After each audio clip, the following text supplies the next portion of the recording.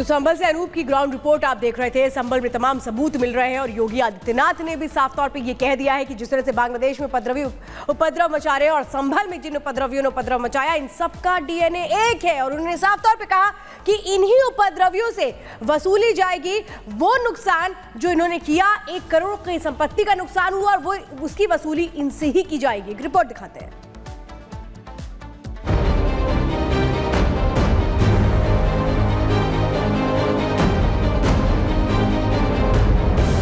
100 वर्ष पहले बाबर के एक सिपह सालार ने जो काम अयोध्या में किया था, जो काम संभल में किया था और जो काम आज बांग्लादेश के अंदर हो रहा है। संभल, जहां मस्जिद में सर्वे के खिलाफ उपद्रवियों ने जमकर उत्पात मचाया, हिंसा की, करोड़ों की संपत्ति में आग लगा दी। योगी सरकार अब उन्हीं दंगाइयों से भरपाई कराने की तैयारी कर रही है।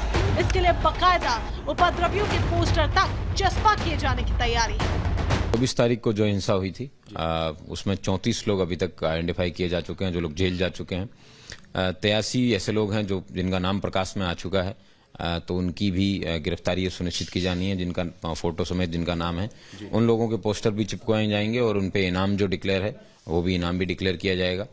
और बाकी 400 के करीबन ऐसे लोग हैं जो यूनिकली जिनके फोटोज आइडेंटिफाइड हैं, जिनके नाम लोगों से पूछताछ के आधार पे उनमें बढ़ाने की कार्रवाई है वो की जाएगी।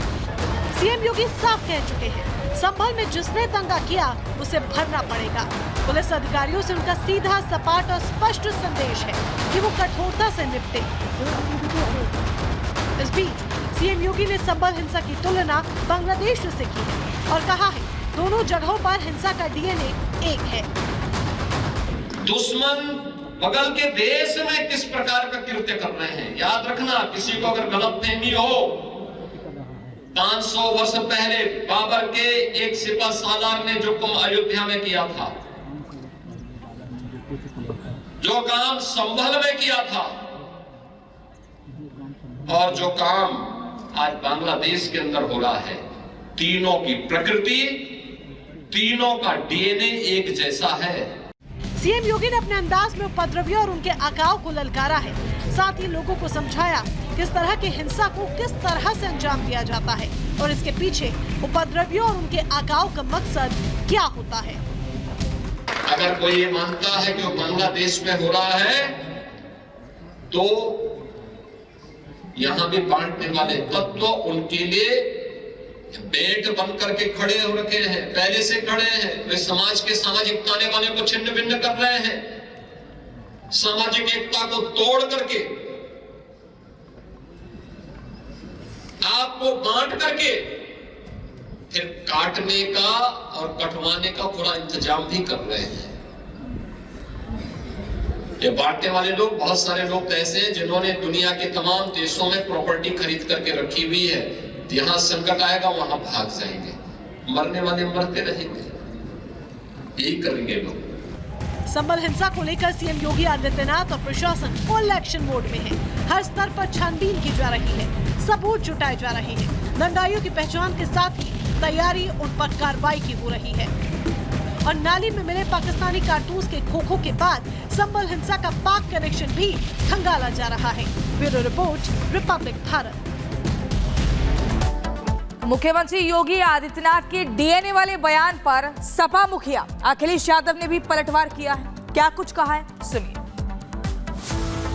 देखिए, मुझे नहीं पता कि मुख्यमंत्री जी कितना साइंस जानते हैं, मुख्यमंत्री जी ने कितनी बायोलॉजी पढ़ी है, मैं नहीं जानता हूं। लेकिन मैं उनसे एक बार निवेदन करना चाहता हूं कि बार बार वो डीएनए की बात कर रहे हैं, डीएनए की बात न किया करें। मैं आपके माध्यम से और बड़ी जिम्मेदारी से कह रहा हूं मैं कि वो डीएनए की बात न करें, और अगर डीएनए की बात करते हैं तो मैं भी अपना डीएनए और हम सब लोग अपना डीएनए चेक कराना चाहते हैं। और मुख्यमंत्री जी, आप भी अपना डीएनए चेक करा दो। मैं भी चेक कराना चाहता हूं अपना डीएनए, और मुख्यमंत्री जी आप भी अपना डीएनए चेक करा दो। इसलिए मेरा निवेदन है कि डीएनए की बात मुख्यमंत्री जी को शोभा नहीं देती है। एक संत होकर के, योगी होकर के और भगवा पहनने के बाद उन्हें इस तरह की भाषा और इस तरह डीएनए की बात नहीं करनी चाहिए। क्या विपक्षी पार्टी कांग्रेस देश में नफरत के बीज बो रही है? क्या देश विरोधी ताकतों के साथ मिलकर के साजिश रच रही है? क्या राहुल गांधी देश से गद्दारी कर रहे हैं? यह आरोप बीजेपी क्यों लगा रही है, इस रिपोर्ट में आपको समझाते हैं।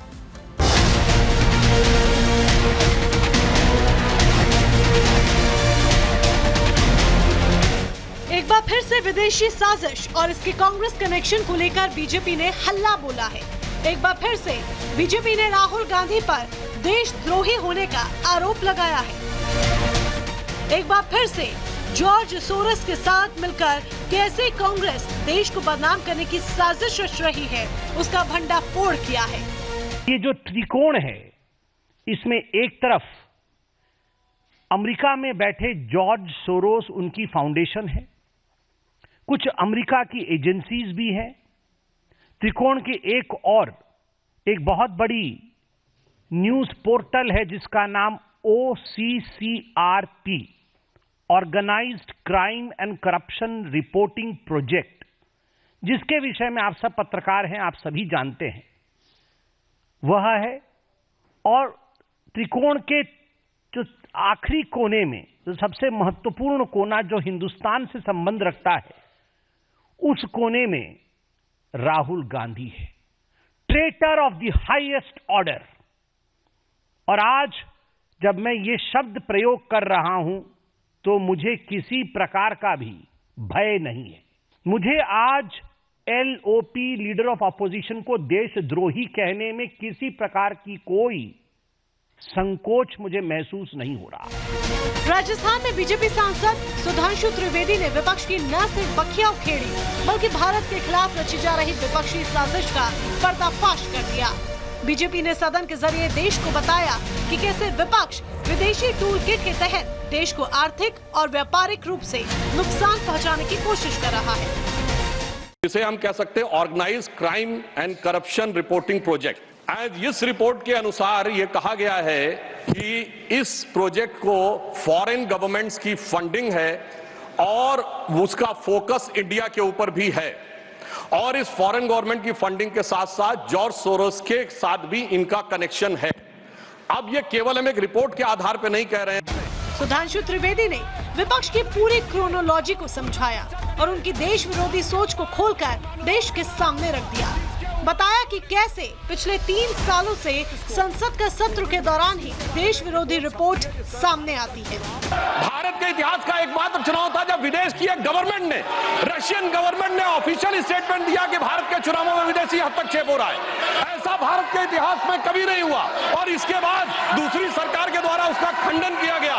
मैंने कोई घटना कोट नहीं की है, मैंने केवल एक रिपोर्ट कोट नहीं की है, मैंने 3 वर्षों का सीक्वेंस दिया है, और जो सदन में बैठा हुआ हर व्यक्ति इसके साथ अपने साथ बिल्कुल साफ साफ उसे देख सकता है। बीजेपी ने आरोप लगाया कि जो OCCRP एजेंसी एक तरफ भारत विरोधी रिपोर्ट छाप रही थी, तो वहीं नेता विपक्ष का बचाव आखिर क्यों कर रही थी? क्या है सोरेस और राहुल के बीच का संबंध, वो भी बता दिया। ये OCCRP राहुल गांधी के बचाव में आर्टिकल क्यों छाप रही थी? क्योंकि अगर OCCRP को हानि होती है तो राहुल क्राइज, अगर राहुल रोते हैं तो OCCRP को दर्द होता है। ये 2 बदन है, आत्मा एक है। वैसे तो बदन दो और एक वाला विषय तो जॉर्ज सोरोस के साथ है, ऑर्गेनाइजेशन आत्मा है। जॉर्ज सोरोस और राहुल गांधी ये एक ही हैं। राहुल ही जॉर्ज है, राहुल ही जॉर्ज है, और जॉर्ज का एजेंडा ही राहुल का एजेंडा है। जो सोरोस चाहता है वही राहुल चाहते हैं। सोरोस भारत का अमंगल चाहता है, अहित चाहता है। राहुल गांधी भी भारतवर्ष का अमंगल और अहित चाहते हैं। बीजेपी ने सिर्फ राहुल गांधी पर आरोप नहीं लगाया, बल्कि तस्वीरों के जरिए एक बार फिर उनकी देश विरोधी नीति और उनके देश विरोधी साथियों का काला चिट्ठा सामने रख दिया। राहुल गांधी की यात्रा में सोरेस की फाउंडेशन के वाइस प्रेसिडेंट सलील शेट्टी के शामिल होने का सबूत भी दिखा दिया। सलील शेट्टी वाइस प्रेसिडेंट है अपने ऑर्गेनाइजेशन, उसका ऑर्गेनाइजेशन जो open society foundation George Soros का है।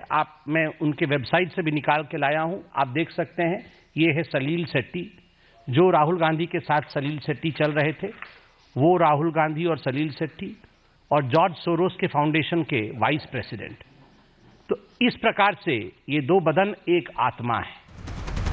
राहुल गांधी को गद्दार कहने वाले बीजेपी ने उन पर एक और आरोप लगाया, बताया कि कैसे वो भारत के घोर विरोधी मुशफिकुल फजल अंसारी से न सिर्फ चोरी छिपे मिलते हैं बल्कि गलबहिया भी करते हैं।